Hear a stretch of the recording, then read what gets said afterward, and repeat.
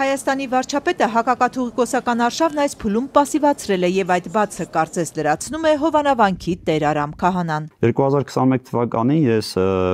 հեռախոսազանգ եմ ստացել վարչապետի տիկնոջից եւ տիկին Աննա Հակոբյանը ցանկություն էր հայտնել, որ ես գնամ եւ տնօրինեք կազմակերպեմ իրենց տանը եւ նաեւ ասեմ, որ ես թաքուն ոչինչ չարեցի։ Զանգահարեցին վերադասին եւ ասացի, որ այսպեսի զանգ եմ ստացել։ Եվ ասեցին մի գնա սկզբում, հետո ասեցին սպասի, մենք կասենք։ Հետո զանգարեցին ու ասեցին, որ կարող ես գնալ։ Վարչապետական օջախն օրհնելուց հետո ըստ Քահանայի իր նկատմամբ հալածանքներ է սկսել Արագածոտնի թեմի առաջնորդ Մկրտիչ եպիսկոպոսը, որ կաթողիկոսի քրոջորդին է։ Այդ վերաբերմունքն իր նկատմամբ խորացել է այն բանից հետո, երբ վարչապետի տիկինն այլ կանանց հետ վանք էր եկել, ինքն էլ պատմել է Հովանավանքի պատմությունը։ Բանը հասել է նրան, որ Քահանան վեհափառի մոտ է հասել։ Ինքը ինձ կասկածում է եւ համարում է փաշինյանական։ Խոսելով իր քրոջ որդուց, թեմի առաջնորդից, հետևյալն ասաց, որ ինքը նրան ճանաչում է եւ գիտի, որ հախուռն բնավորություն ունի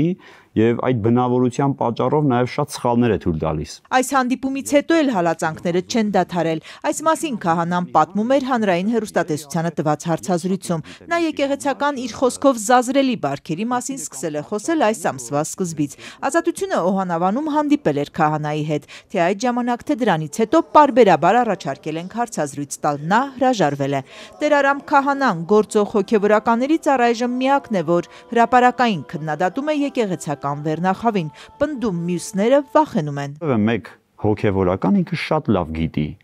եթե ձայն հանի, դա դառնալու է իր վերջը, իր ծառայության վերջին օրը։ Տեր Արամի պնդմամբ օրինակ Գուգարքի թեմի առաջնորդի սիրելի կերպարը Ստալինն է, իր թեմի քահանաներին թույլ է տալիս Երևան գալ միայն հատուկ գրությամբ։ Ինքը արգելել է իր քահանաներին առանց իրեն տեղեկացնելու անգամ Երևան գալ։ Գուգարքի թեմի առաջնորդ Հովնան Սրբազանն այս ամենը հիվանդագին մտքեր է անվանում։ Պարզ չէ, ասում է, որ թեմը լքելիս Քահանան պիտի տեղյակ պահի։ Որտեղ չկա կարգ ու կանոն, այնտեղ բարդակ է։ Սա ես զարմանում եմ, որ սրա մասին մարդ կարող է բարձրաձայնել։ Սա եկեղեցու կարգ ու կանոնն է եւ ոչ միայն եկեղեցու, բոլոր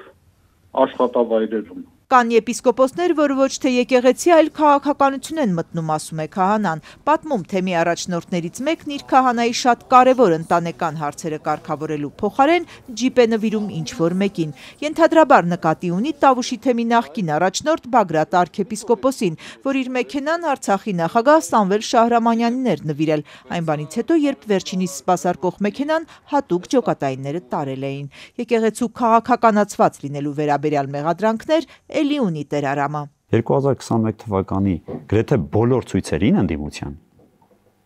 ես մասնակցել եմ, բայց ոչ իմ ցանկությամբ։ Բա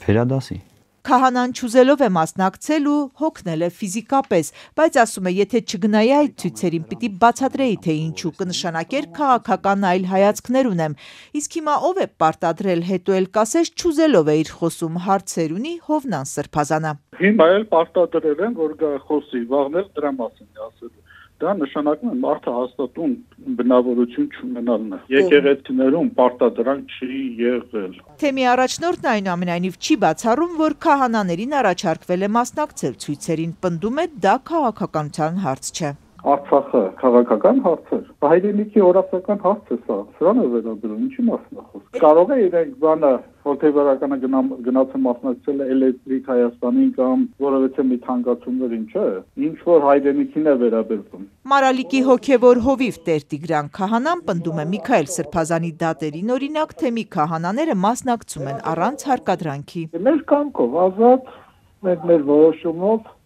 որոշում ենք, գնում ենք, մասնակցում ենք։ Արդյոք Հովանավանքի Քահանան բարձրաձայնում է ճշմարտություններ, որի մասին լռում են Մայրաթոռի հարյուրավոր հոգևորականներ։ Մայրաթոռում հոգևոր ծառայություն իրականացրած, բայց ներկանալ չցանկացող նախկին մի հոգևորական մեզ պատմեց. Քահանան նոր բաներ չի ասում, համակարգային խնդիրներ կան։ Հարցն այն է, որ նա աղաղակում է միայն այն բանից հետո, երբ կրակը իրեն է հասել։ Իսկ 2018-ին այս նույն Քահանան բարիկադ էր բարձրացել ամենայն հայոց կաթողիկոսին պաշտպանելու համար։ Տեր Արամ քահանան երեկ ասաց այժմ պատրաստ է իր խոսքով հանուն եկեղեցու նորոգման կարգալույց լինել, գուցե հենց դա է հարությունը, լրացուցիչ մանրուք 33 տարեկան է։ Եթե մեղն էլ կա, չհագուճն էլ կա, խաչվողն է պակասում, պետք է խաչվել։